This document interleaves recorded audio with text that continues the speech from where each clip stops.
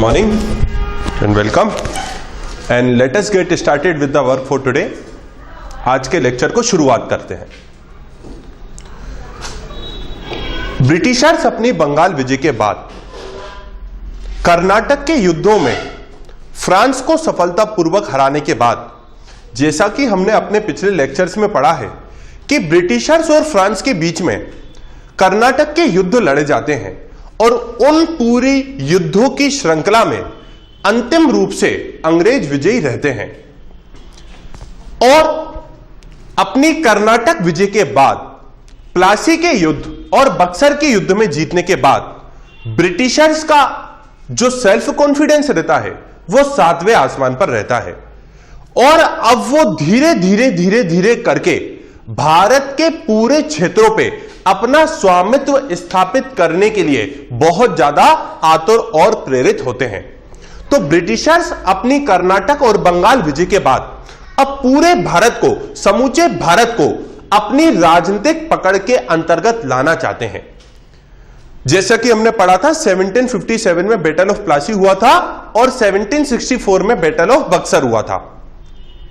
लेकिन जिस समय अंग्रेज बंगाल में व्यस्त थे, उसी समय हैदर अली के नेतृत्व में दक्षिण भारत में, साउथ इंडिया में एक मजबूत साम्राज्य का उदय हो रहा था। मतलब क्या है?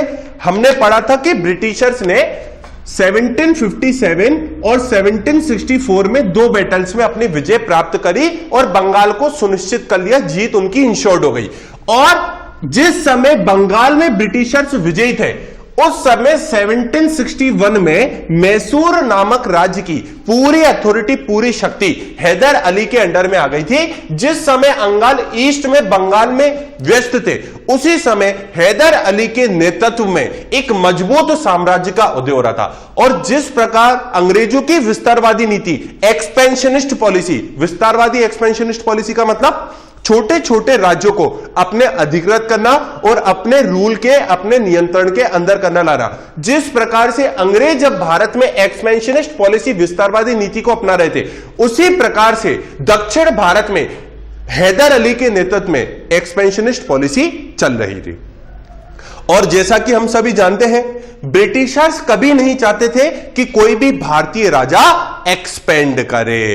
तो अब ये जब एक्सपेंशन साउथ इंडिया में हैदर अली के नेतृत्व में चलता है, तो ब्रिटिशर्स बहुत ज्यादा इसके प्रति आक्रामक रवैया और बहुत ज्यादा सजग हो जाते हैं, क्योंकि वो कभी नहीं चाहते थे कोई भी भारतीय राजा एक्सपेंड करे और वो कभी नहीं चाहते थे उनके इंटरेस्ट और किसी और के इंटरेस्ट क्लैश करें। इसलिए पहले उन्होंने सारे यूरोपियंस को हराया, फिर बंगाल पे विजय प्राप्त की और फिर अब सारे क्षेत्रों पर वो विजय प्राप्त करना शुरू करेंगे। बंगाल की विजय के बाद अथाह मात्रा में ब्रिटिशर्स को धन और दौलत मिलती है और मैं आपको बता चुका हूं कि बंगाल को बक्सर के युद्ध के बाद, इसके ऊपर हमने क्वेश्चन भी लिखा था, बंगाल के युद्ध के में बक्सर के युद्ध के बाद एक और बार थोड़ा सा डिस्कस कर लेते हैं। 1757 में अपनी डिप्लोमेसी और राजनीतिक सूझबूझ के अंतर्गत अंग्रेजों ने बैटल ऑफ प्लासी को जीता। उसमें कोई शौर्य और कोई पराक्रम, और वो युद्ध मिलिट्री डिसिसिव नहीं था। What do we mean by military decisive? Military decisive का मतलब है मिलिट्री सुपीरियरिटी। इसका मतलब क्या है? क्या वो युद्ध 1757 का युद्ध आर्मी या मिलिट्री के बल पे जीता गया था या छल और कूटनीति के बल पे जीता गया था? तो वो छल और कूटनीति के बल पे जीता गया था। 1764 में जो बैटल ऑफ बक्सर था, वो मिलिट्री डिसिसिव और मिलिट्री सुपीरियरिटी के कारण अंग्रेजों ने जीता था, जिसमें उन्होंने भारत के 3 राजा, बंगाल के नवाब मीर कासिम और शुजाउद्दौला अवध और शाह आलम द्वितीय मुगल राजा को एक साथ हरा के अपनी मिलिट्री सुपीरियरिटी की वजह से जीता था। 1764 में जब अंग्रेजों ने क्षेत्र को जीता, तो बंगाल में हम पिछले लेक्चर्स में एक और बात पढ़ चुके हैं कि बंगाल जो क्षेत्र था, पूरे भारत से इंग्लैंड में जो ट्रेड होती थी, उसमें से अकेले 60% ट्रेड कहां से होती थी? बंगाल से होती थी। समझ में आ रहा है आपको? जितनी भी ट्रेड इंग्लैंड से हुआ करती थी उसमें से 60% ट्रेड कहां से हुआ करती थी? बंगाल से हुआ करती थी। बंगाल फर्टाइल भी था, बंगाल स्ट्रेटेजिक सामरिक रूप से भी इंपोर्टेंट था, बंगाल के बंदरगाह भी इंपोर्टेंट थे और बंगाल में अथाह मात्रा में पैसा और धन की उपलब्धता भी थी। तो जब अंग्रेजों ने बंगाल को 1764 में जीता तो उनको अथाह मात्रा में पैसा मिला। अब उस पैसे का इस्तेमाल किया जाएगा, मतलब बंगाल को अब एक प्लंडर्ड और स्पॉन्सर्ड स्टेट की तरह, प्लंडर्ड और स्पॉन्सर्ड राज्य की तरह उसका इस्तेमाल किया जाएगा। प्लंडर्ड और स्पॉन्सर्ड मतलब क्या है?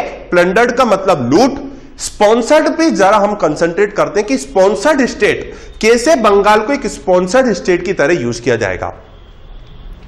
स्पॉन्सर्ड स्टेट, बंगाल से अंग्रेजों को अथाह मात्रा में जो रिसोर्सेस और पैसा मिलता है, उन रिसोर्सेस की स्पॉन्सरशिप इंडस्ट्रियल रिवॉल्यूशन में होगी। मतलब जितना भी रिसोर्सेस मिलता है अब बंगाल को स्पॉन्सर्ड, बंगाल के रिसोर्सेस को स्पॉन्सर किया जाएगा इंडस्ट्रियल रेवोल्यूशन के लिए। ब्रिटेन में उस समय औद्योगिक क्रांति आ चुकी थी। हम देख चुके थे कि ब्रिटेन सफलतापूर्वक व्यावसायिक क्रांति, commercial revolution, bullionism, capitalism, colonization, industrial revolution, इन सभी विचारधाराओं से चल रहा था। इंडस्ट्रियल रेवोल्यूशन में प्रोडक्शन करना है, प्रोडक्शन के लिए रिसोर्सेस चाहिए जो कि बंगाल से मिलने वाले थे, तो रिसोर्सेस को स्पॉन्सर्ड काय के लिए किया गया? इंडस्ट्रियल रेवोल्यूशन के लिए। दूसरा स्पॉन्सर्ड स्टेट अगर हम बंगाल के कंटेक्स्ट में देखें तो बंगाल से अब जो धन लूटा गया था उसकी मदद से समूचे भारत पर अब ब्रिटिश अपना आधिपत्य स्थापित करने की कोशिश करेंगे और उसका पैसे को स्पॉन्सरशिप की तरह यूज किया जाएगा पूरे भारत को अपने एक्वायर करने के लिए और पूरे भारत पर अपनी विजय और अपनी राजनीतिक पकड़ को मजबूत करने के लिए। स्पॉन्सर्ड से एक और वर्ड याद आता है जो कि अभी बहुत प्रचलित है, स्पॉन्सर्ड टेररिज्म इन पाकिस्तान। उसका भी 1 मिनट का समय लेके हम डिस्कस कर लेते हैं कि what do we mean by sponsored terrorism in Pakistan और क्यों पाकिस्तान लगातार ऐसी बॉर्डर्स पे सीज फायर वायलेशन करता रहता है। स्पॉन्सर्ड टेररिज्म का मतलब क्या है? स्पॉन्सर्ड टेररिज्म का मतलब है, देखिए जब हम इंटरनल सिक्योरिटी पढ़ेंगे तब उसमें पढ़ेंगे कि स्टेट एक्टर्स और नॉन स्टेट एक्टर्स, ये दो टर्म्स को हम पढ़ेंगे। स्टेट एक्टर्स का मतलब होता है गवर्नमेंट, आर्मी, और नॉन स्टेट एक्टर्स का मतलब होता है ऐसे व्यक्ति या ऐसे संगठन जो राजनीति में या जिनकी कोई वैधानिकता नहीं है, लेजिटिमिटी नहीं है, ऐसे को कहा जाता है नॉन स्टेट एक्टर्स। पाकिस्तान के साथ सबसे बड़ी प्रॉब्लम यह है कि वहां पे नॉन स्टेट एक्टर्स बहुत ज्यादा स्ट्रांग है। तो जब भी इंडियन गवर्नमेंट अगर पाकिस्तान से डायलॉग करना चाहती है, किसी भी मसले पे बात करना चाहती है और इसके साथ पाकिस्तान में आर्मी भी है, एक चीज यहां पे मैं आपको बताना चाहूंगा, इन इंडिया गवर्नमेंट और India state has an army and in Pakistan army has a state. इसके ऊपर पूरा एक ऐसे भी लिखने आ सकता है कि in India state has an army and in Pakistan army has a state. मतलब भारत में भारत राज्य, भारत राष्ट्र के पास एक आर्मी है, जबकि पाकिस्तान में आर्मी के पास राष्ट्र है। तो वहां पे आर्मी कितनी डोमिनेंट है ये हमको समझना होगा। तो जब भी कोई डायलॉग या डिस्कशन करना होता है हमें पाकिस्तान से, तो हमें समझ में नहीं आता कि हम स्टेट एक्टर से बात करें, नॉन स्टेट एक्टर से बात करें या आर्मी से बात करें। इंडियन गवर्नमेंट के कंटेक्स्ट में काम आता है, हमें समझ में आता है कि स्टेट एक्टर्स मतलब जो गवर्नमेंट है सीधे सीधे उससे बात की जाएगी। लेकिन it become very difficult for us to किससे बात करी जाए इसमें। स्पॉन्सर्ड टेररिज्म का मतलब है government nurturing and producing terrorist. Okay, government nurturing and creating terrorist groups, इसका मतलब यह है उनका पालन पोषण करना, उनको आर्थिक मदद करना वगैरह वगैरह। अब इस बात की वैधानिकता क्या है? 2009 में आसिफ अली जरदारी जब पाकिस्तान के राष्ट्रपति थे तो उन्होंने एक इंटरव्यू में इस बात को कहा था कि पाकिस्तान टेररिस्ट को स्पॉन्सरशिप करता है और पाकिस्तान स्पॉन्सर करता है टेररिज्म को। आप पढ़ भी सकते हैं, 2009 में लगभग 7 से 8 जुलाई की बात है, उन्होंने खुद एक्सेप्ट किया था। तो ये स्पॉन्सर्ड स्टेट से हमने समझा। दोबारा आते हैं अपने टॉपिक पे और डिस्कस करते हैं। आज हमारा टॉपिक पूरा मैसूर के ऊपर रहेगा कि मैसूर को किस तरह एक्वायर करते हैं। ब्रिटिशर्स कर्नाटक और बंगाल की विजय के बाद उनका पूरा का पूरा सेल्फ कॉन्फिडेंस 7वें आसमान पर था और अब बंगाल से लूटी गई वेल्थ, प्लंडर्ड और स्पॉन्सर्ड स्टेट को यूज किया जाएगा पूरे भारत पर अपनी राजनीतिक पकड़ मजबूत करने के लिए। ओके, जिस समय बंगाल में ये व्यस्त थे उसी समय हैदर अली के नेतृत्व में एक मजबूत राज्य मैसूर का उदय हो रहा था और उसकी भी वही एक्सपेंशनिस्ट पॉलिसी थी जो ब्रिटिशर्स की थी, विस्तारवादी नीति थी जो ब्रिटिशर्स की थी। अब दक्षिण भारत में अगर विस्तारवादी नीति, अगर साउथ इंडिया में एक्सपेंशनिस्ट पॉलिसी हैदर अली की चल रही है तो साउथ इंडिया में 2 और इंपॉर्टेंट राज्य आते हैं, एक तो हैदराबाद, दूसरा मराठा एम्पायर। तो इनकी एक्सपेंशनिस्ट, हैदर अली की एक्सपेंशनिस्ट पॉलिसी से इनको बहुत ज्यादा दिक्कत हो रही थी। क्यों? क्योंकि वो खुद भी एक्सपेंड करना चाहते थे।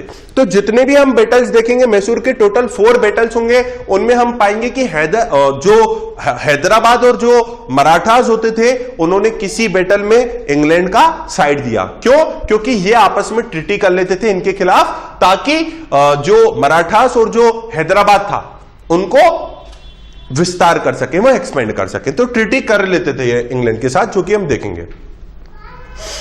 हैदर अली बहुत ही ज्यादा योग्य शासक थे, बहुत ही ज्यादा एबल शासक थे।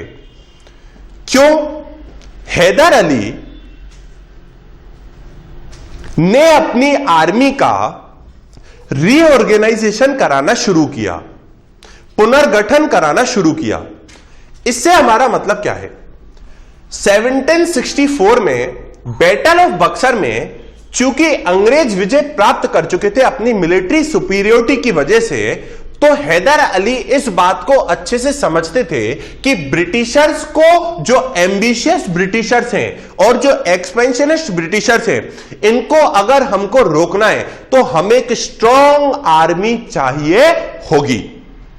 टीपू सुल्तान भी यही मानते थे। इन्होंने अपनी आर्मी का रीऑर्गेनाइजेशन, इन्होंने अपनी सेना का पुनर्गठन यूरोपीय पद्धति पे कराना शुरू किया, यूरोपियन मॉडल पे कराना शुरू किया फ्रांस की मदद से। इसलिए क्वेश्चन भी यूपीएससी में पूछा गया है कि why was Mysore considered as a threat to British positions in India. Mysore क्यों अंग्रेजों के लिए हमेशा से ही एक खतरे के रूप में देखा जाता था? तो उसके कारण क्या क्या होंगे मैं आपको बाद में लिखाऊंगा भी सही। एक तो आर्मी का रीऑर्गेनाइजेशन करना शुरू किया, अंग्रेज खफा। एक्सपेंशनिस्ट पॉलिसी थी इनकी, अंग्रेज खफा। और थ्रेट था अंग्रेजों के लिए। और इन्होंने बहुत सारे मेजर्स भी लिए।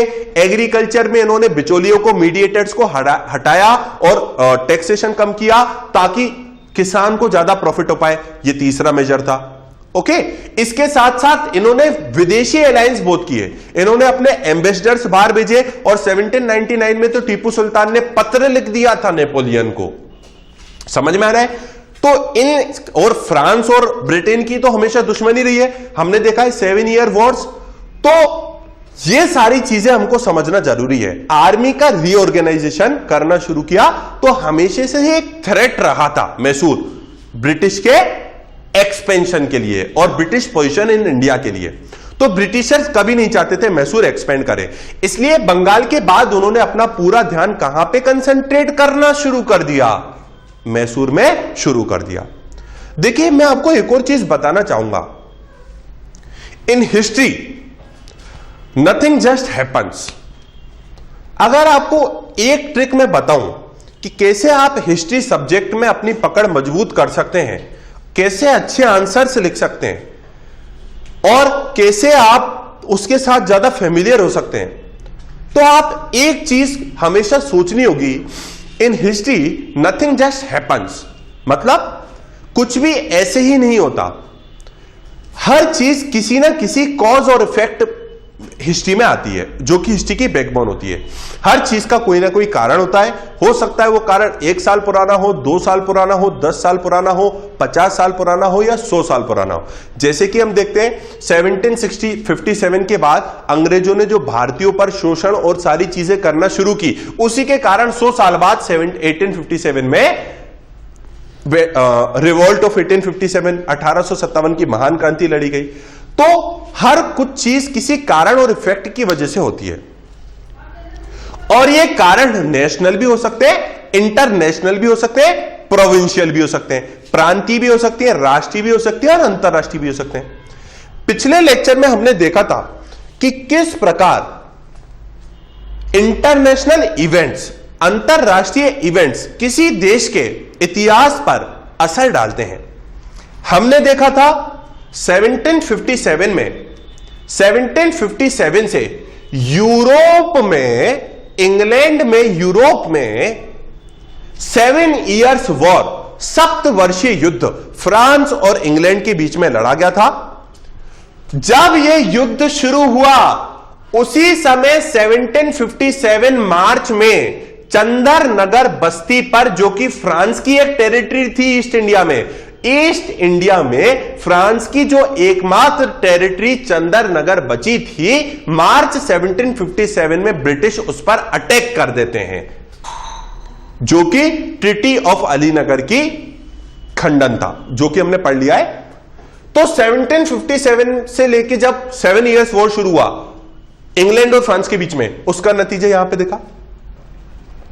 हमने यह भी देखा था कि 1783 में, जब 1780s में अमेरिकन रेवोल्यूशन शुरू होता है, अमेरिकन वॉर फॉर इंडिपेंडेंस शुरू होता है, उस समय भारत की राजनीति पर कैसे प्रभाव पड़ता है। 2 मिनट का समय लेके हम इसको समझते हैं, क्योंकि ये क्वेश्चन बहुत ज्यादा इंपॉर्टेंट है और मॉडर्न हिस्ट्री की पूरी सीरीज में तो हम pre plus mains plus optional के दृष्टिकोण से चल रहे हैं। तो ऑप्शनल के दृष्टिकोण से अगर हम चल रहे हैं तो पूरी डेप्थ हमको समझ में आना चाहिए, नहीं तो बड़ा स्ट्रगल करेंगे। इसलिए एक एक पॉइंट को कनेक्ट करके पूरी चीजों को समझना आपस में जरूरी है। अगर आप कनेक्ट कर पाते हो अच्छे से तो आप लिख भी अच्छा पाओगे और आपको नंबर भी अच्छे मिलेंगे, और सफलता के द्वार अगर लेट खुलने होंगे तो जल्दी खुल जाएंगे। तो 1780s में अमेरिकन वॉर ऑफ इंडिपेंडेंस जब शुरू हुआ और ब्रिटिशर्स की पकड़ अमेरिका पे जब लूज होने लगी, वो देखने लगे कि अमेरिका हमारे हाथ से बाहर निकल रहा है, इसका डायरेक्ट प्रभाव भारत की राजनीति पर क्या पड़ा। पहला प्रभाव यह पड़ा कि अब अमेरिका को चूंकि ब्रिटिशर्स लूज करते हैं तो वो अपना पूरा ध्यान कहां पे केंद्रित कर लेते हैं, भारत पर। यहां से पकड़ जब ढीली होने लगी अमेरिका से, तो अब मजबूत पकड़ कहां पे करना चाहेंगे, वो इंडिया पे।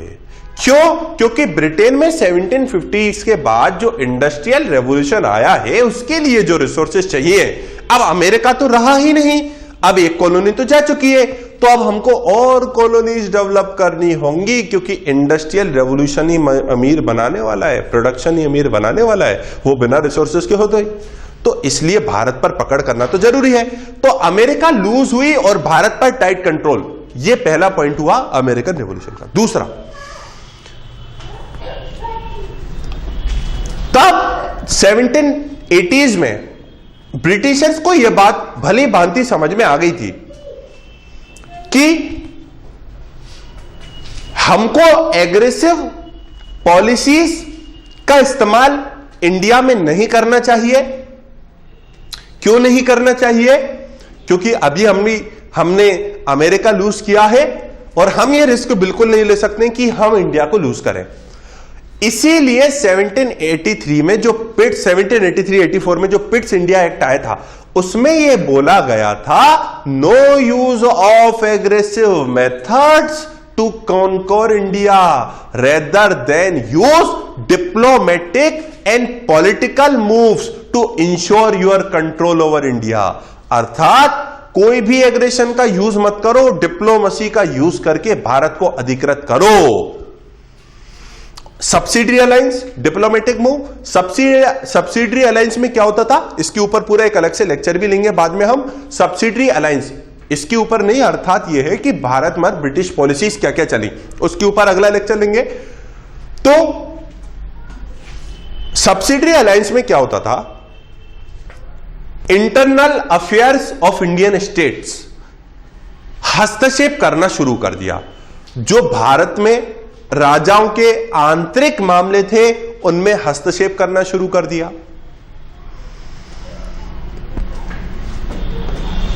अब सब्सिडरी अलायंस के अंतर्गत एक रेसिडेंट रखा जाता था भारतीय राजाओं के राज्य के अंदर। जैसे मान लीजिए भारत में 10 राज्य हैं, तो 10 में ब्रिटिश ने अपना रेसिडेंट रख दिया। रेसिडेंट का काम क्या होता था, बाद में लिखवाऊंगा भी सही मैं आपको। रेसिडेंट का काम होता था ज्यादा से ज्यादा ब्रिटिश इंटरेस्ट को उस पर्टिकुलर टेरिटरी में इंश्योर करना। मतलब जिस भी क्षेत्र में रेसिडेंट है उस पर्टिकुलर क्षेत्र में ब्रिटिश हित को सुनिश्चित करना, मैक्सिमम हित को सुनिश्चित करना, यह रेसिडेंट का काम होता था। इंटरनल अफेयर्स में करने लगे और सब्सिडी अलायंस के अंतर्गत हर राजा को अपनी आर्मी दे देते थे। तो आर्मी दे देते थे तो वो भी एक बहुत बड़ा पॉलिटिकल मूव था सब्सिडी अलायंस के अंतर्गत। ऐसे ही एक रूल ऑफ पैरामाउंटेंसी था। रूल ऑफ पैरामाउंटेंसी ये बोलता था कि डिवाइन रूल है। डिवाइन रूल का मतलब हमें तो दिव्य अधिकार प्राप्त है। दिव्य अधिकार प्राप्त है मतलब हमें तो भगवान ने ही भेजा है राजा बनने के लिए। लेकिन ये सारे ड्रीम्स उनके शैटर हो गए थे 1857 में। इन सभी चीजों का खंडन हो गया था क्योंकि अब इंडियंस को समझ में आ गया था कि कोई डिवाइन रूल नहीं है। तो ये सारे ड्रीम्स उनके शैटर हो गए थे 1857 में। क्लियर है? तो इस तरीके से मूव 1783 में पिट्स इंडिया एक्ट आना, नो एग्रेसिव। लेकिन यहां पे एक बात समझने लायक ये है, थोड़ा सा मैं आपको स्टोरी फॉर्मेट में इसको समझाने की कोशिश करता हूं। After their control over Bengal, Britishers now concentrated in South India in other parts of India, but they hardly launched any direct military attack due to the Pitt's India Act. But if they see any direct threat to their confrontations in India, then they had launched a direct military attack. मतलब Britishers ने शायद ही कभी military attack करने की सोचा थी, जैसे कि पिट्स इंडिया एक्ट में लिखा था। लेकिन जब वो कोई डायरेक्ट थ्रेट उनके पोजीशंस पे देखते थे, जो कि मैसूर भी थी, अभी बता चुका हूं आपको, तो वो मिलिट्री अटैक कर देते थे। क्लियर है? इसलिए ये क्वेश्चन भी यूपीएससी के मेंस में ऑप्शनल में पूछा गया है कि 1790 से 92 के बीच में जो थर्ड एंग्लो मैसूर वॉर चला, तीसरा आंग्ल मैसूर युद्ध चला, जिसमें कार्नावलिस लीड करते हैं, तो उस युद्ध में कार्नावलिस युद्ध क्यों जाते हैं? मतलब क्वेश्चन मैं आपको बता ही देता हूं वो क्वेश्चन क्या था।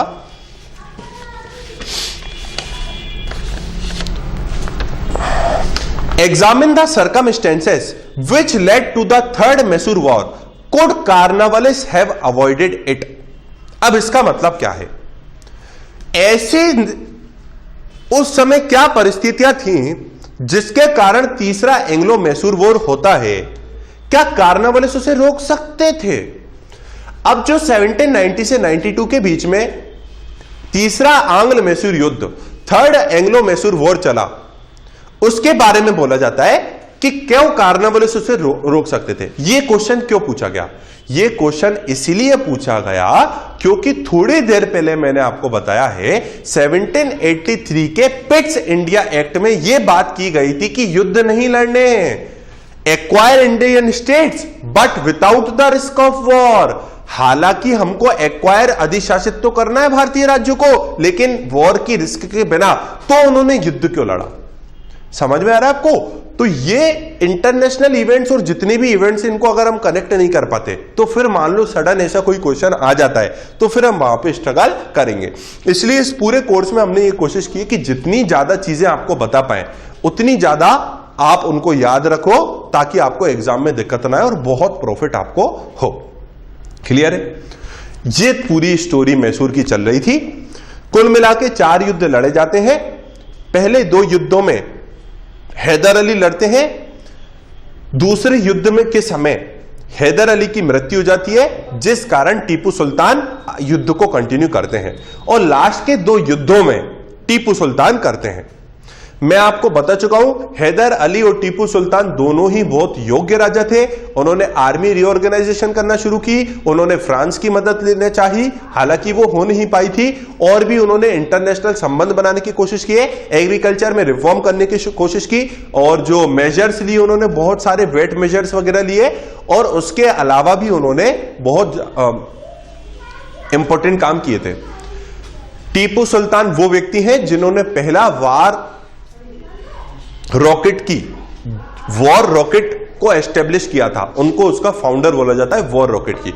और टीपू सुल्तान कभी भी अंग्रेजों से बहुत ज्यादा नफरत करते थे।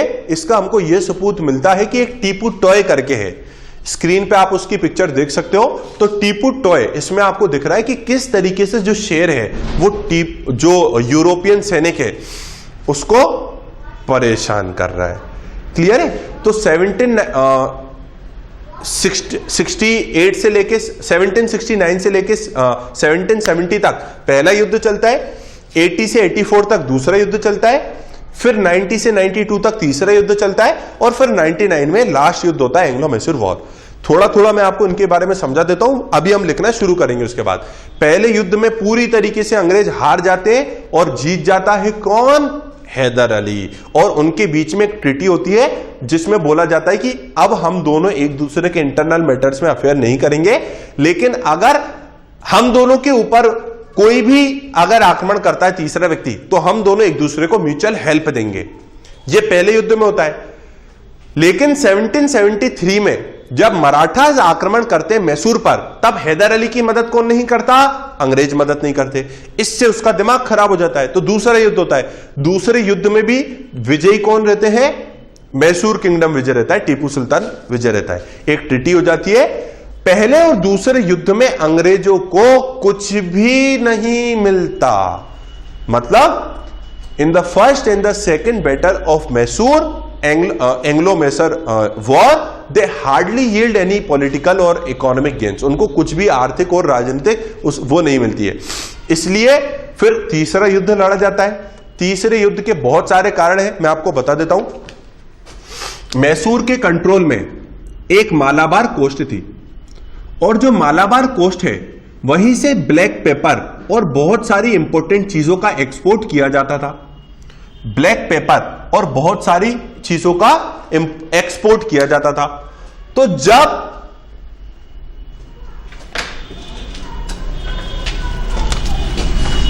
1785 में मालाबार कोस्ट से एक्सपोर्ट बंद कर देते हैं टीपू सुल्तान, अंग्रेजों का आर्थिक नुकसान होना शुरू हो जाता है।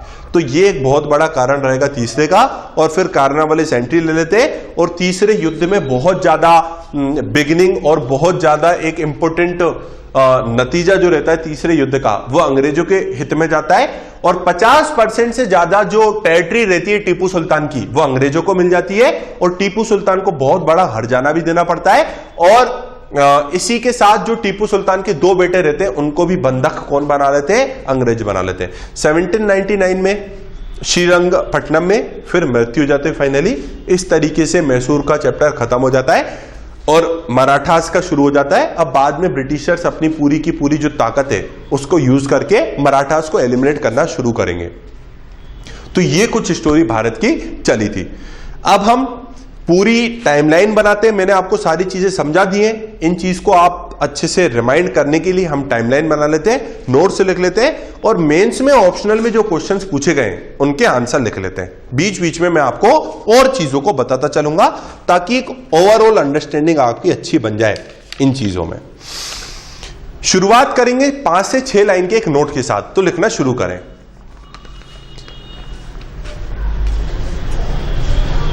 After their control over Bengal, Britishers now concentrated on other parts of India.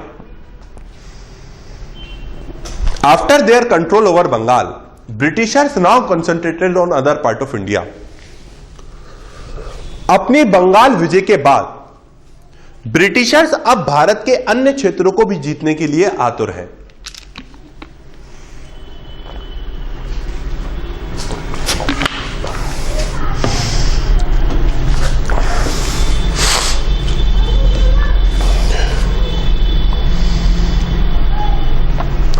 Second point,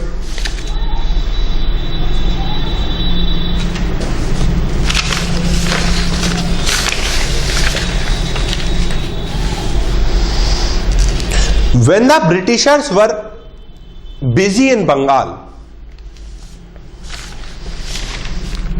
जब ब्रिटिश बंगाल में व्यस्त थे, a strong state of Mysore was developing under the leadership of Haider Ali. उस समय हैदर अली के नेतृत्व में एक मजबूत राज्य का उदय हो रहा था। यह पॉइंट हम समझ चुके हैं, राइट। हैदर अली के नेतृत्व में एक मजबूत राज्य का उदय हो रहा था। आपको समझा देता हूं, मैसूर राज्य पे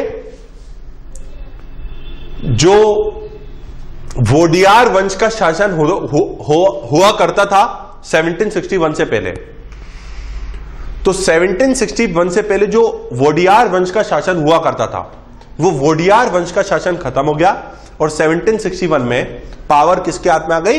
हैदर अली। ये एक एबल शासक थे और हमेशा से ही थ्रेट कंसीडर किया जाता था ब्रिटिशर्स के द्वारा। उनके कारण वगैरह मैं आपको भी लिखवाऊंगा। क्लियर है?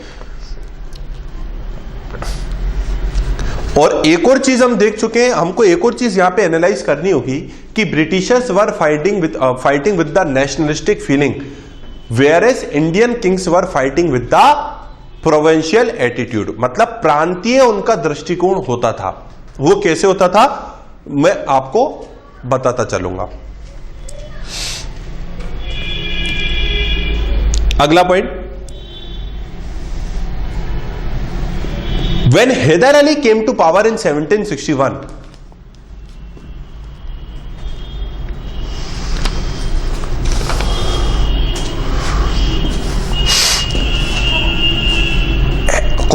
his expansionist policy started hurting Nizam, Marathas and Britishers. 1761 में जब हैदर अली आते हैं, उनकी विस्तारवादी नीति से अंग्रेजों, हैदराबाद के निजाम और मराठाओं को बहुत ठेस पहुंचती है।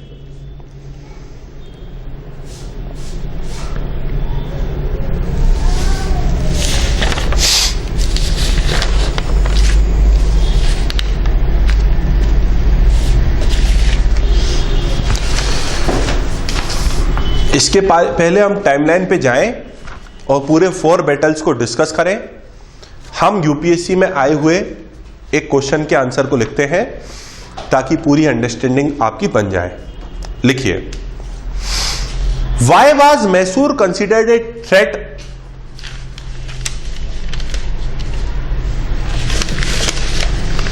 Why was Mysore considered a threat by British to their possessions and mercantile interest in the south? Why was Mysore considered a threat by the British to their position and mercantile interest in the south?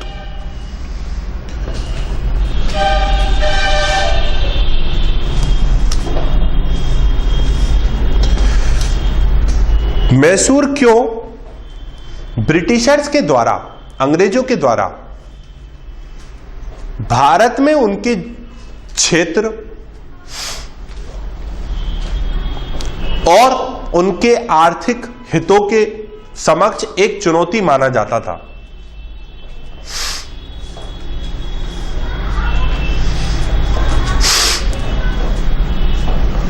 Do you think that Tipu Sultan's posturing became his undoing?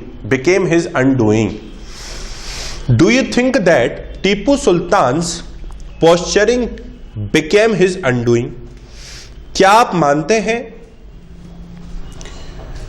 कि टीपू सुल्तान के तेवर उन्हीं पर भारी पड़ गए? Clear है? तो हम इस आंसर को लिखते हैं।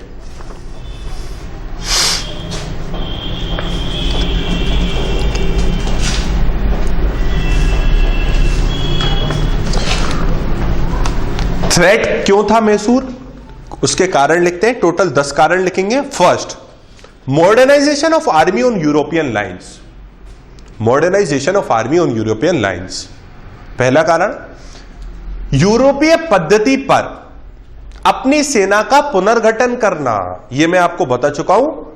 1764 में मिलिट्री सुपीरियरिटी के कारण जो युद्ध मिलिट्री डिसिसिव था, हैदर अली को यह बात समझ में आ गई थी कि बिना आर्मी का रीऑर्गेनाइजेशन करे इंग्लैंड को हराना नामुमकिन है, तो यह काम करना ही पड़ेगा। Second, ambitions of Tipu and Hyder. Ambitions of Tipu and Hyder bracket expansionist policy. Tipu Sultan और हैदर अली की विस्तारवादी नीति। Third, Malabar coast. Malabar coast मैं आपको बता चुका हूं। मालाबार कोस्ट जो कि नेतृत्व में, जो कि अधिकार में आती थी किसके? टीपू सुल्तान, मैसूर राज्य के। इस मलाबार कोस्ट से एक्सपोर्ट होता था ब्लैक पेपर और अन्य महत्वपूर्ण मसालों का।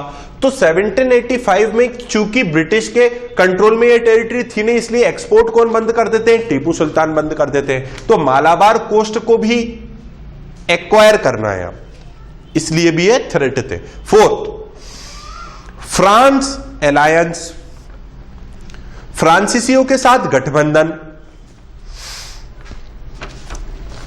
क्लियर है? एक और पॉइंट आप अगला लिखो, जैकोबियन क्लब। जैकोबियन क्लब जो फ्रांस का एक क्लब था, उसमें सदस्यता ले ली थी किसने? टीपू सुल्तान ने। तो अंग्रेज बड़े भयभीत थे। फ्रांस और इंग्लैंड में तो हमेशा से ही तनावपूर्ण माहौल बना रहा है, तो फ्रांस के साथ अलायंस कर रहा है टीपू सुल्तान, तो अंग्रेज भयंकर चिंतित थे। Jacobin club. अगला कारण लिखो, political control of South India will not complete unless Mysore is won. Political control of South India will not complete unless Mysore is one.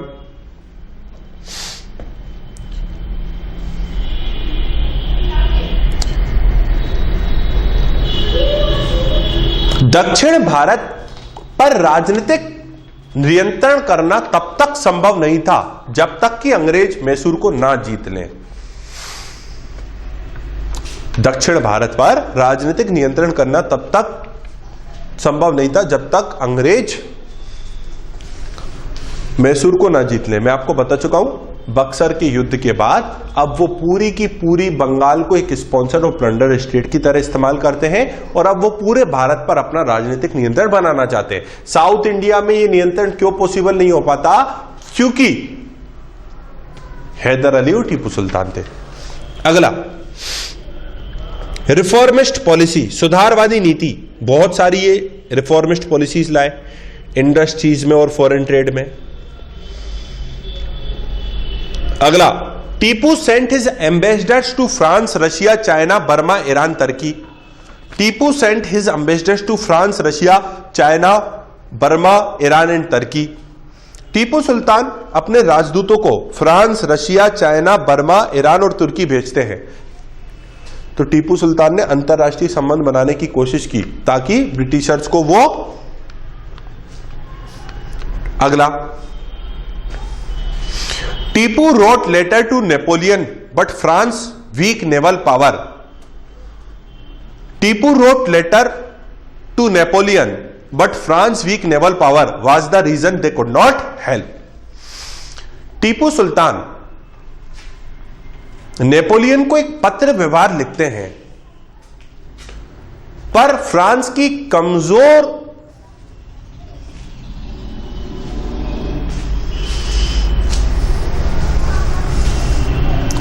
जल सेना की वजह से फ्रांस मदद नहीं कर पाता। तो ये कारण थे threats of Mysore.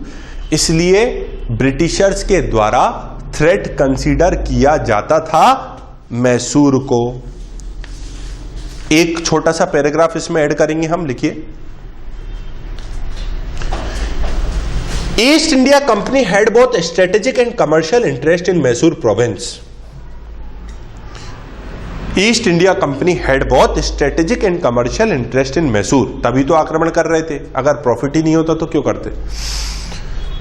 East India company का मैसूर में सामरिक और व्यवसायिक दोनों ही हित मौजूद थे।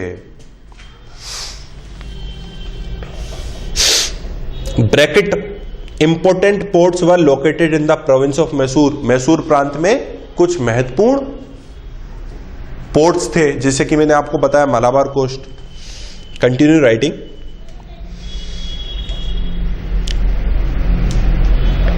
सेकंड, अगला पॉइंट लिखो। Tipu Sultan was the innovator of world's first war rocket. Two of these rockets were captured by British at Srirangapatnam. Tipu Sultan विश्व के सबसे पहले वॉर रॉकेट के खोजकर्ता थे। लास्ट पॉइंट, ये आपको एक क्वेश्चन पूछा गया है, do you think that Tipu Sultan posturing become is undoing. हम इसी को जस्टिफाई करना चाह रहे हैं कि क्या टीपू सुल्तान की जो तेवर थे वो नींव पे भारी पड़ गए। लिखिए, Tipu fought against east India company bravely unto the last. अंत तक टीपू सुल्तान ने ईस्ट इंडिया कंपनी का डटकर सामना किया।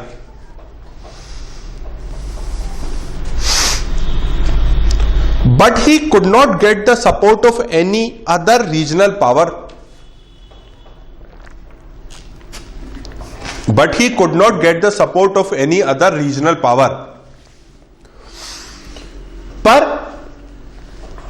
उन्हें अन्य क्षेत्रीय शक्तियों का समर्थन ना मिलने के कारण, मैंने आपको बताया था इनकी जो एक्सपेंशनिस्ट पॉलिसी थी हैदर अली और टीपू सुल्तान की, उसके कारण ना केवल अंग्रेजों के हित, ना केवल ब्रिटिशर्स के इंटरेस्ट ही क्लैश कर रहे थे, बल्कि हैदराबाद और मराठास की भी कर रहे थे। तो इसीलिए कभी भी इनको सपोर्ट नहीं मिला। क्लियर है। But he could not get the support of any other regional power against companies forces. पर कभी भी उनको, but the posture he took was brilliant and what he did was ahead of his time.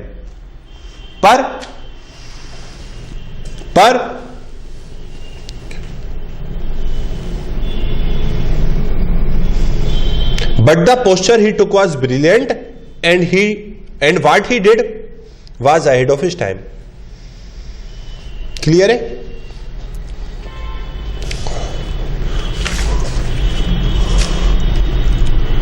आप लिखना चाहे तो लिख भी लीजिए अगले पॉइंट में। Britishers always fought with nationalistic approach while the Indian states with provincial attitude। ठीक है, ब्रिटिशर्स ने जो पूरी अपनी इसमें दृष्टिकोण रखा था वो क्या था, राष्ट्रीय था, जबकि भारतीय राजा प्रांतीय दृष्टिकोण से लड़ रहे थे। ओके, ये भी एक पॉइंट हो गया। तो इस क्वेश्चन का आंसर हमने लिख लिया है, why was Mysore considered a threat to British position. ठीक है, चलिए आगे बढ़ते हैं। बार बार वही याद रखना, in history nothing just happens. कोई भी चीज के कोई कॉज भी होते हैं और इफेक्ट भी होते हैं। क्लियर है। चलिए शुरू करते हैं। अब हम पूरी एक टाइमलाइन बनाने जा रहे हैं जिसमें हम चारों आंग्ल मैसूर युद्ध को भी डिस्कस कर लेंगे, चारों एंग्लो मैसूर वॉर को भी डिस्कस कर लेंगे और पूरा पॉलिटिकल सिनेरियो भी देखेंगे कि क्या चल रहा था। टाइमलाइंस बड़ा ही एक अच्छा सोर्स होती हैं एग्जाम के समय आपके रिवीजन करने का। बनाते चलिए, कोई भी डाउट आए पूछते चलिए, मैं हर चीज आपको बता चुका हूं। इसमें जितने भी और इवेंट्स का डेवलपमेंट होगा बीच बीच में वो मैं आपको बताता चलूंगा। लिखिए, शुरू करिए।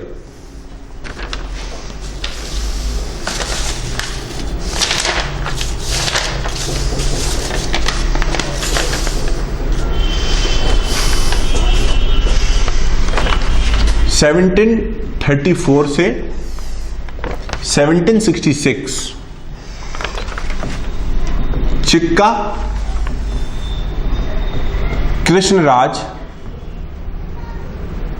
वोडियर, मैं आपको बता चुका था वोडियर वंश का शासन था, लेकिन 1761 में किसके हाथ में पूरी पावर आ जाती है? हैदर अली। 1761 से 1782 सेकेंड बैटल में इनकी मृत्यु हो गई थी। All power of Mysore comes under him, उनके नेतृत्व में आ जाती है। 1768 to 69 1768 से 69 तक फर्स्ट एंग्लो मैसूर वॉर, पहला आंग्ल मैसूर संघर्ष, मैकार्टने वर्सेस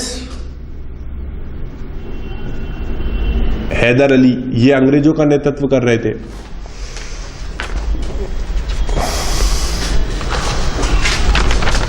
रीजंस लिखिए, फिर इसके बारे में मैं आपको समझाता हूं और डिटेल देता हूं। रीजंस क्या क्या थे? फर्स्ट, थ्रेट, मैसूर एक हमेशा चुनौती थी। दूसरा, बंगाल विजय, बंगाल विक्ट्री के कारण अंग्रेज बहुत कॉन्फिडेंट थे। तीसरा, एक्सपेंशनिस्ट पॉलिसी,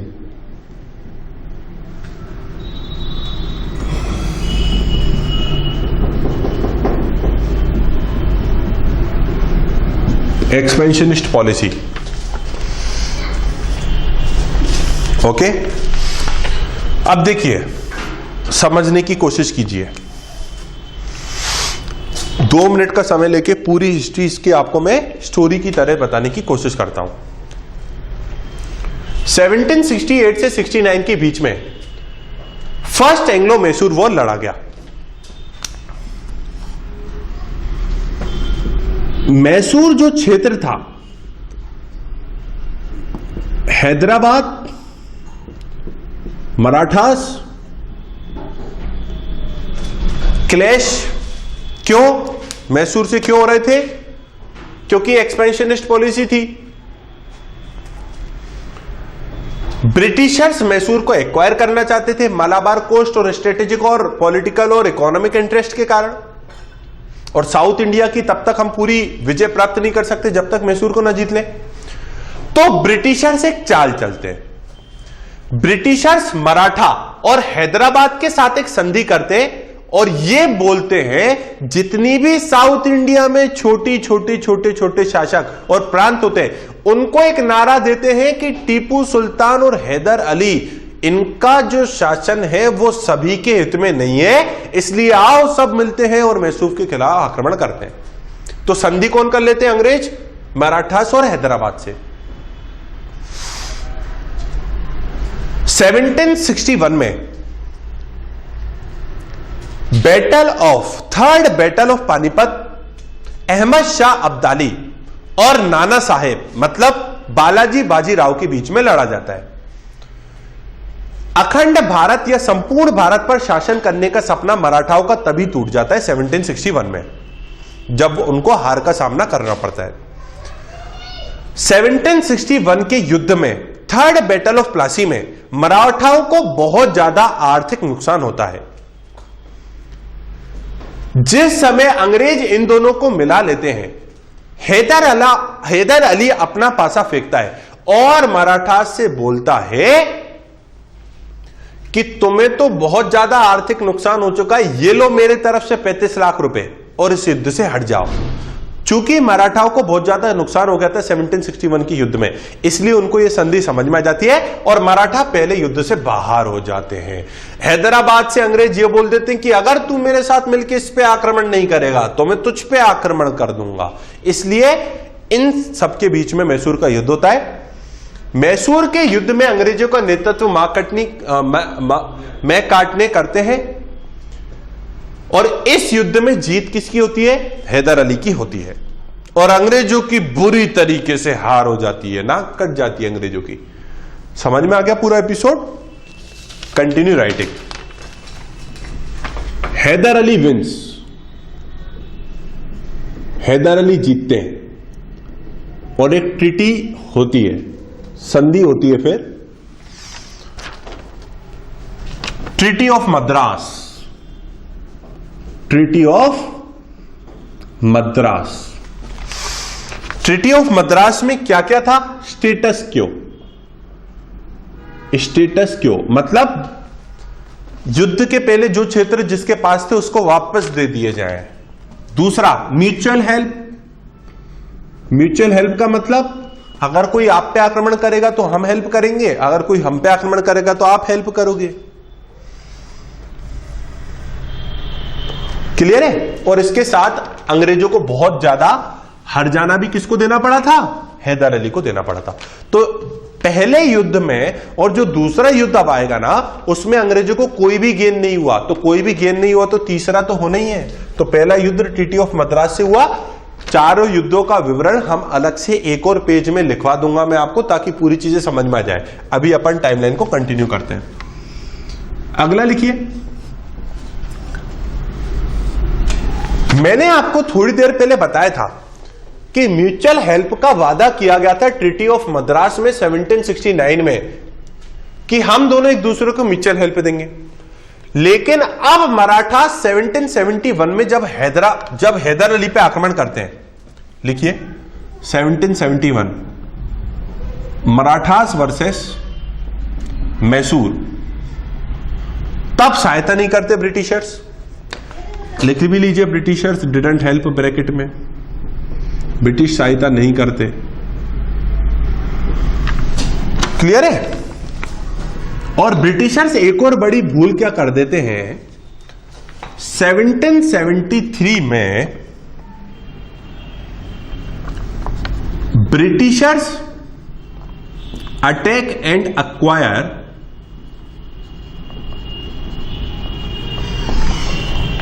माहे, जो कि फ्रांस की टेरिटरी थी, लेकिन किसके राज्य में आती थी? हैदर अली के राज्य में आती थी। तो ट्रीटी ऑफ मद्रास कल्ली पहले युद्ध में भयंकर तरीके से हारने के बाद भी तुम नहीं मान रहे, मराठाओं ने आक्रमण किए तब साथ नहीं किया। इतना ही नहीं, 73 में हमारी ही क्षेत्र पे आक्रमण कर दिया। तो वाजिब सी बात है, अब दूसरे युद्ध का भूमिका बनने लगी थी। तो जुलाई 1780 में Hyder Ali attacks on Carnatic region, जो कि अंग्रेजों के क्षेत्र में था, एंड एक्वायर आरकोट, आरकोट पे नियंत्रण कर लेते हैं। और इसी के कारण फिर सेकेंड एंग्लो मैसूर वॉर शुरू होता है। 1780-1784 के बीच में 17 हैदर अली, टीपू सुल्तान, हैदर अली 1780 से 82, और ये बीच में इनकी डेथ हो जाती है, इसलिए 1780 से 84 ये रहते हैं।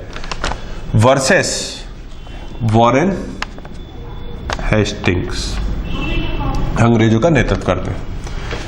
सेकंड में भी अंग्रेजों को कुछ इंपॉर्टेंट वो नहीं मिलती है और ट्रीटी ऑफ मैंगलोर हो जाती है।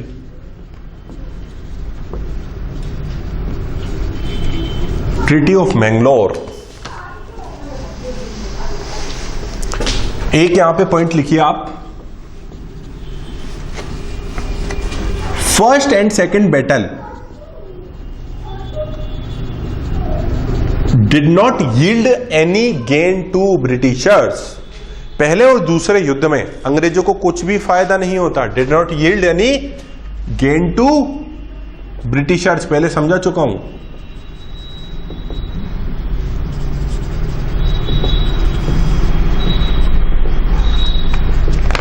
अगला लिखिए, इसी बीच में आपको बता चुका हूं रीऑर्गेनाइजेशन ऑफ आर्मी वगैरह चल रहा था। तो यहां पे लिखिए एफर्ट्स बाय टीपू सुल्तान, एक एक करके लिखो, पूरे 10 पॉइंट लिखा चुका हूं, फिर आप इनमें रिपीट कर लो 2 से 3। Reorganisation of army, France alliance, reorganisation of army, France alliance, इससे अंग्रेज और खफा हो गए। अगला लिखो,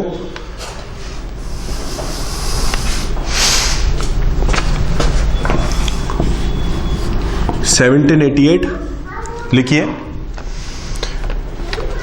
east India Company writes a letter to Nizam to attack on Mysore. Hyderabad के निजाम को इसी बीच अंग्रेज एक पत्र लिखते हैं आक्रमण करने के लिए मैसूर पे।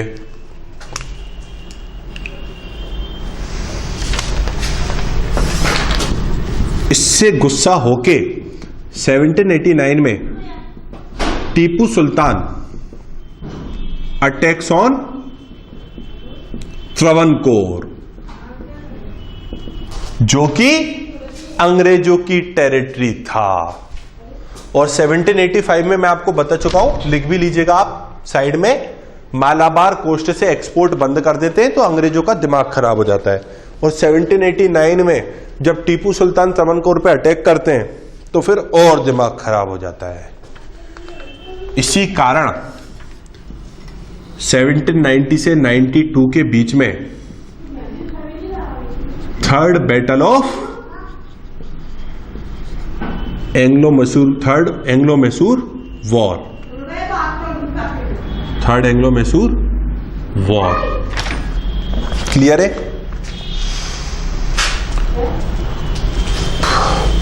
यहां पे मैं आपको बता चुका हूं, एक क्वेश्चन पूछा जाता है, कुड कार्नावालिस हैव अवॉइडेड इट, क्या कार्नावालिस उसे रोक सकते थे? यह क्वेश्चन इसलिए पूछा जाता है क्योंकि पिट्स इंडिया एक्ट 1783 में आ गया था, जो बोलता था एग्रेसिव मॉडल्स नहीं अपनाने। लेकिन ब्रिटिशर्स ने एग्रेसिव मॉडल्स तो नहीं अपनाए, सब्सिडरी अलायंस भी करी, रूल ऑफ पैरामाउंटेंसी भी बताया, लेकिन जब वो डायरेक्ट थ्रेट देखते थे अपने पोजीशंस को इंडिया में, तो फिर वो एग्रेसिव मेथड्स का इस्तेमाल करते थे। लिखना शुरू करिए। शुरुआत में इनिशियल फेज में क्या होता है, यहां पे जगह के अभाव के कारण आप लिखो, मैं डिक्टेट करता हूं। इनिशियल फेज लिखिए,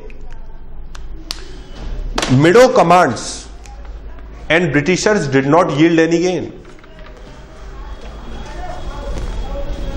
मिडो, जनरल मिडो के नेतृत्व में ब्रिटिशर्स को कुछ महत्वपूर्ण क्षेत्र प्राप्त नहीं होता इनिशियल फेज में। तो फिर बाद के फेज में आते हैं कौन? Lord Cornwallis.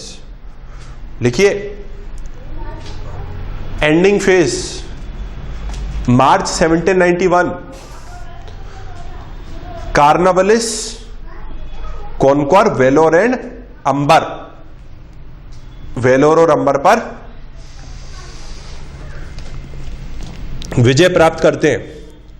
इस युद्ध को एक ट्रीटी के द्वारा समाप्त किया जाता है। लिखिए, ट्रीटी ऑफ श्रीरंगपट्टनम। ये प्रीलिम्स में आपके क्वेश्चंस हो सकते हैं। ट्रीटीज बहुत पूछी जाती हैं, उनके रिजल्ट्स बहुत पूछे जाते हैं। पहले में कौन सी ट्रीटी थी? मद्रास। दूसरे में कौन सी ट्रीटी थी? मैंगलोर। तीसरे में श्रीरंगपट्टनम। एक अलग से पूरा वॉर का चार्ट भी बनवा दूंगा। Treaty of Srirangapatnam. अब इस ट्रीटी में लॉस होता है टीपू सुल्तान को। तो पहले दोनों युद्ध में किसके पक्ष में रहते हैं? मैसूर। और दूसरे तो अंग्रेज। लिखो क्या क्या होता है इसमें।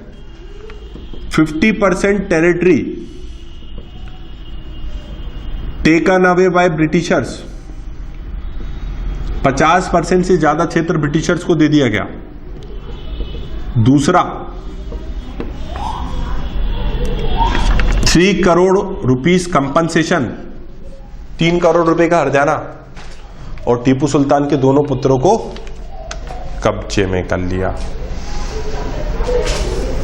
अगले एक ब्रैकेट में लिखो टीपू सुल्तान जानते थे, ऐसे कि ऐसे ही लिख लो।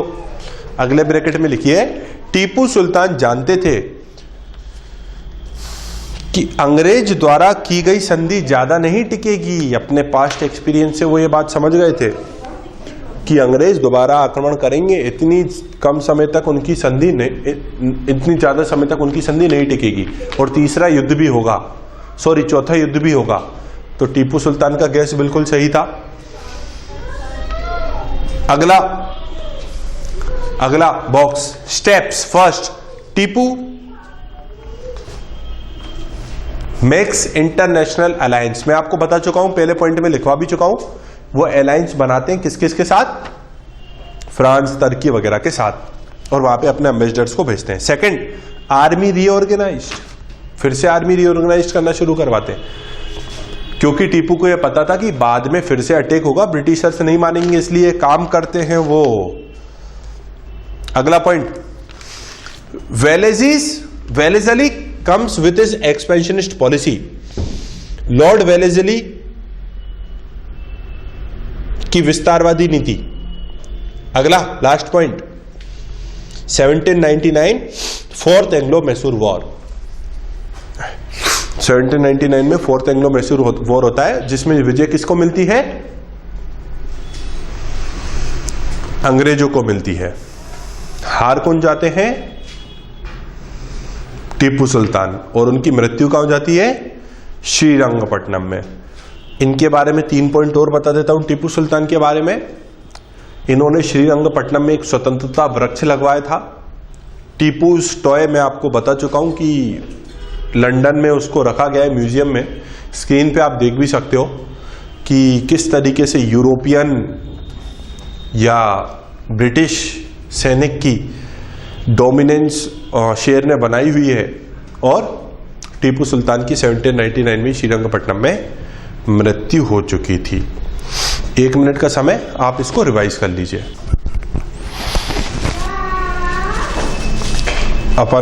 हम अपने फाइनल क्वेश्चन पे आ चुके हैं। लिखिए, examine the circumstances which led to the third Mysore war, could Cornwallis have avoided it. किन परिस्थितियों के कारण तीसरा मैसूर युद्ध लड़ा गया था, क्या कार्नवालिस उसको रोक सकते थे। इस क्वेश्चन में हम पूरी चीजों को समराइज कर लेंगे, अभी तक जितनी भी हमने लर्निंग ली है। पॉइंट वाइज शुरू करिए लिखना।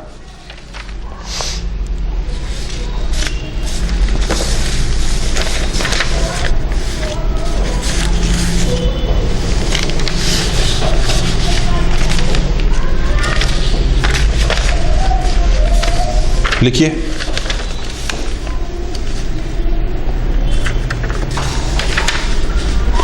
British to establish their political control and supremacy over India.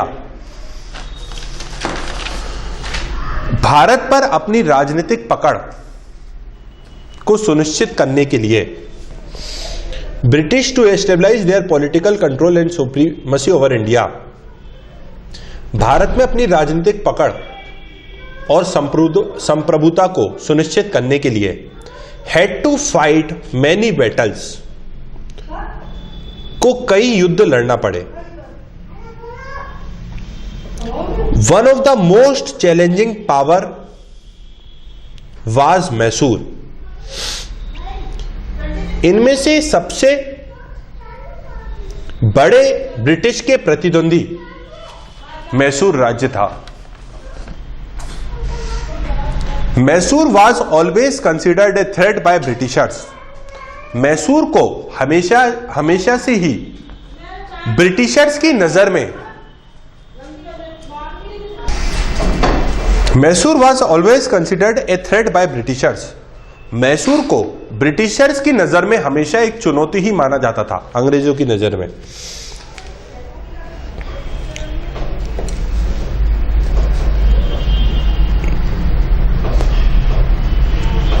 After their control over Bengal and Carnatic, they now wanted to acquire Mysore. अब चूंकि ब्रिटिशर्स बंगाल और कर्नाटक क्षेत्र जीत चुके थे, मैसूर पर अपनी पकड़ मजबूत करना चाहते थे due to its commercial and strategic importance, क्योंकि मैसूर सामरिक और आर्थिक दृष्टि से बहुत महत्वपूर्ण था। क्लियर है? अगला पॉइंट लिखिए।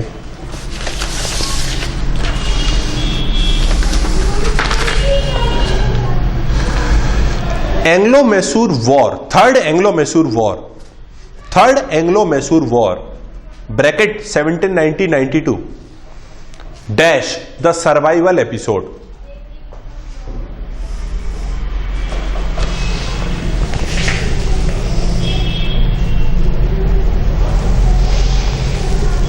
Third point,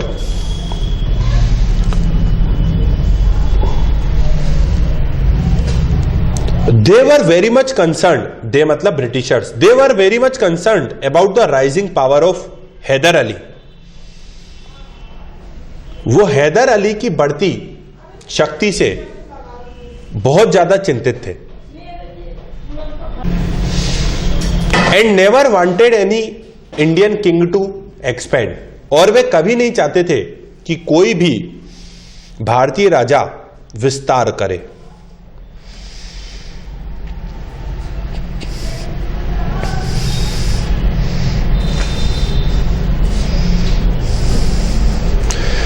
Thus they always organized an anti-Mysore alliance.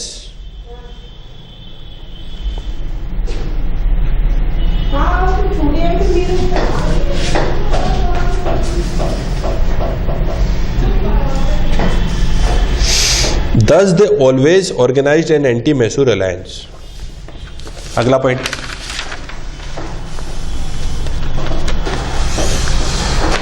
The arrival of an imperialist Governor General Cornwallis added the prospect of war with the Mysore state.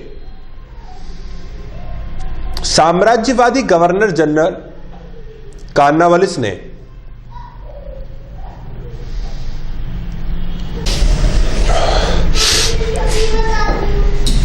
साम्राज्यवादी गवर्नर जनरल कॉर्नवालिस के आगमन से युद्ध की संभावनाएं बढ़ जाती हैं। बार बार बता चुका हूं आपको, जो तीसरी थर्ड मैसूर वॉर था उस पर इतना कंसंट्रेशन इसलिए किया जा रहा है क्योंकि पिट्स इंडिया एक्ट आ चुका था जिसने एग्रेसिव मेजर्स को अडॉप्ट करने के लिए मना किया था, पर कॉर्नवालिस को एक थ्रेट लगा मैसूर अपने पोजीशंस के लिए, इसलिए उन्होंने वॉर कर दिया। अगला लिखिए, the immediate circumstances for this war was provided by Tipu's attack on Raja of Travancore। युद्ध की तत्कालिक परिस्थिति तब बनती है जब टीपू सुल्तान त्रावणकोर के राजा पर आक्रमण करते हैं, और त्रावणकोर ब्रिटिश टेरिटरी, उसमें हस्तक्षेप था, इसलिए उनको बुरा लग जाता है। यहां पे आप देख सकते हो कि 1789 में Tipu Sultan attacks on Travancore. Clear है? अगला,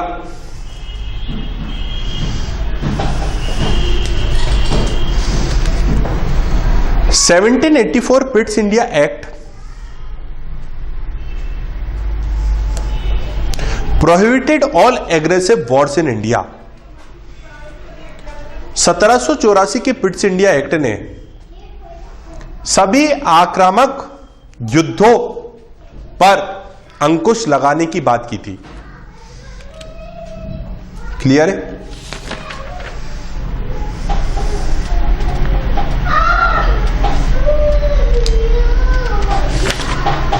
तो ये पॉइंट इसमें इंपॉर्टेंट है। क्लियर है? 1 मिनट का समय, आप इनको रिवाइज कर लीजिए।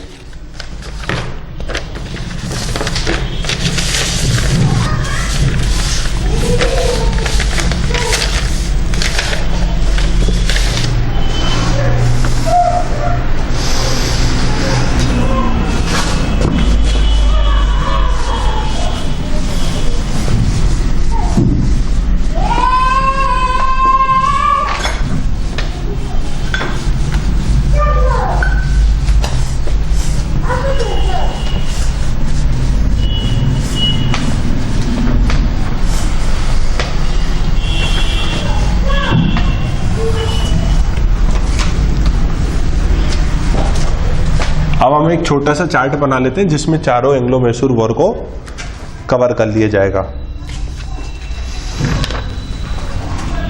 आप इसको लैंडस्केप मोड पे ही बनाएं। लिखिए पहला टाइटल वॉर, अगला लिखो बिटवीन, फिर लिखो ट्रीटी, फिर लिखो रिजल्ट। पहला लिखो फर्स्ट एंग्लो मैसूर वॉर कब हुआ था? 1768-69, और इसमें प्रतिनिधित्व कर रहे थे मैकार्टने वर्सेस हैदर अली। ट्रीटी कौन सी हुई थी? लिखते चलिए जल्दी जल्दी। Treaty of Madras, treaty of Madras. और ट्रीटी में क्या बोला गया था? Mutual help. लिख लीजिए स्टेटस क्यो, म्यूचुअल हेल्प और स्टेटस क्यो। जल्दी से आइए सेकंड की तरफ। सेकंड 80 से 84 लिख लीजिए यहां पे। 80 से 82 कौन था? टीपू सुल्तान। 82 से 84 सॉरी 80 से 82 हैदर अली, बाद में Tipu Sultan versus Warren Hastings. कौन सी ट्रीटी हुई थी? मैंगलोर। थर्ड लिखो। तीसरा 90 से 92, वेरी वेरी इंपॉर्टेंट। इसका रीजन क्या था? तत्कालिक, अभी लिखवाए त्रावणकोर पर आक्रमण करना। लिखो कार्नावालिस वर्सेस टीपू सुल्तान। रिजल्ट याद है? 50% टेरिटरी दे दी गई थी अंग्रेजों को। टीपू सुल्तान के 2 बच्चों को बंधक बना लिया गया था और 3 करोड़ का हर्जाना देना पड़ा था। फोर्थ लिखो 1799 टीपू सुल्तान वर्सेस वेलेस अली।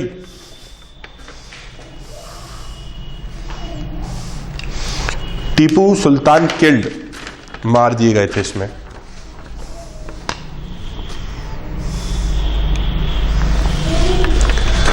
एक फाइनल नोट लिख लो इसमें। Britishers included Mysore and form Madras presidency in 1801। तो 1801 में क्या हुआ था? मद्रास प्रेसिडेंसी के अंतर्गत इसको मैसूर को ले लिया गया था। क्लियर है? With this we come to end for today's lecture. आज का लेक्चर यहीं समाप्त होता है। इस लेक्चर में हमने देखा कि 1757 में बैटल ऑफ प्लासी, 1764 में बैटल ऑफ बक्सर को जीतने के बाद और कर्नाटक में फ्रांस को हराने के बाद ब्रिटिशर्स का जो कॉन्फिडेंस था वो 7वें आसमान पर था और अब वो मैसूर को भी जीतना चाहते थे, क्योंकि साउथ इंडिया की विजय तब तक इनकम्प्लीट थी जब तक मैसूर को न जीत लिया जाए। मैसूर बहुत बड़ा थ्रेट भी था, इसलिए भी जीतना इंपॉर्टेंट था, क्योंकि मालाबार कोस्ट से 1785 में एक्सपोर्ट बंद हो गए थे। टीपू सुल्तान और हैदर अली एक्सपेंशनिस्ट पॉलिसी को अपना रहे थे, जिसके अंतर्गत उन्होंने बहुत सारे रीऑर्गेनाइज्ड आर्मी की, फ्रांस से अलायंस किया, तो बहुत ज्यादा दिक्कत का उनको सामना करना पड़ सकता था। फिर हमने देखा कि कैसे बंगाल को स्पॉन्सर्ड और प्लंडर्ड स्टेट की तरह यूज किया गया, जिसके रिसोर्सेस को कहां पे? इंडस्ट्रियल रेवोल्यूशन में, और पैसे से पूरे भारत को एक्वायर करने में यूज किया जाता है। क्लियर है? उसके साथ ही हमने देखा अमेरिकन इंडिपेंडेंस जब चल रहा था तो पिट्स इंडिया एक्ट आया, उसने क्या बोला, और उसमें हमने ये भी देखा कि इंटरनेशनल इवेंट्स का किसी देश के इतिहास में क्या असर पड़ता है, और हमने पूरी की पूरी स्टोरी समझने की कोशिश की।